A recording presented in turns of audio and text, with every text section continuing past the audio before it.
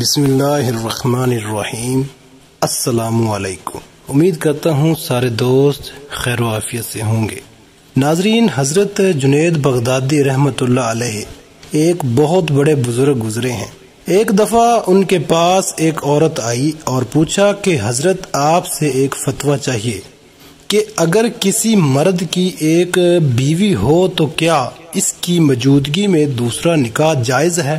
حضرت جنید بغدادی رحمۃ اللہ علیہ نے فرمایا، بیٹی، اسلام نے مرد کو 4 نکاح کی اجازت دی ہے، بشرطیہ کہ چاروں کے بیچ انصاف کر سکے۔ اس پر اس عورت نے غرور سے کہا کہ حضرت، اگر شریعت میں میرا حسن دکھانا جائز ہوتا تو میں آپ کو اپنا حسن دکھاتی اور آپ مجھے دیکھ کر کہتے کہ جس کی اتنی خوبصورت بیوی ہو اسے دوسری عورت کی کیا ضرورت؟ اس پر حضرت نے چیخ ماری اور بے ہوش ہو گئے۔ وہ عورت چلی گئی۔ جب حضرت ہوش میں آئے تو مریدین نے بے ہوش ہونے کی وجہ پوچھی تو حضرت جنید رحمۃ اللہ علیہ نے فرمایا کہ جب عورت مجھے یہ آخری الفاظ کہہ رہی تھی تو اللہ تعالیٰ نے میرے دل میں یہ الفاظ کہے کہ اے جنید، اگر شریعت میں میرا حسن دیکھنا جائز ہوتا تو میں ساری دنیا کو اپنا جلوہ کرواتا، تو لوگ بے اختیار کہہ اٹھتے کہ جس کا اتنا خوبصورت اللہ ہو اسے کسی اور کی کیا ضرورت ہے۔ حضرت جنید بغدادی رحمۃ اللہ علیہ کہتے ہیں کہ ایک دن میرے استاد نے کہا کہ تمہارے بال بہت بڑھ گئے ہیں، اب کٹوا کے آنا۔ میرے پاس پیسے نہیں تھے۔ حجام کی دکان کے سامنے پہنچا تو وہ ایک گاہک کے بال کاٹ رہا تھا۔ میں نے قریب جا کر عرض کیا، چچا جان، اللہ کے نام پر بال کاٹ دو گے؟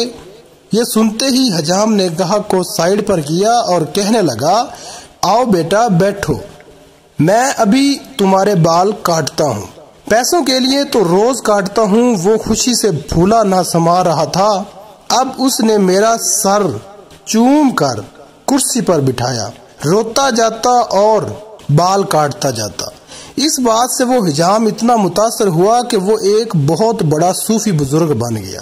حضرت جنید بغدادی رحمت اللہ علیہ نے سوچا، زندگی میں جب کبھی پیسے ہوئے تو ان کو ضرور کچھ دوں گا۔ بہت عرصہ گزر گیا۔ ایک دن حضرت جنید اس حجام سے ملنے کے لیے گئے، واقعہ یاد دلایا اور کچھ رقم پیش کی تو حجام کہنے لگا، جنید، تو اتنا بڑا صوفی ہو گیا، تجھے اتنا پتہ نہیں چلا کہ جو کام اللہ کے لیے کیا جائے اس کا بدلہ مخلوق سے نہیں لیتے۔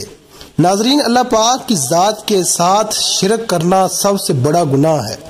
جس دل میں اللہ تعالیٰ کی محبت سما جائے اس دل میں دنیاوی محبتوں کی کوئی جگہ نہیں رہتی۔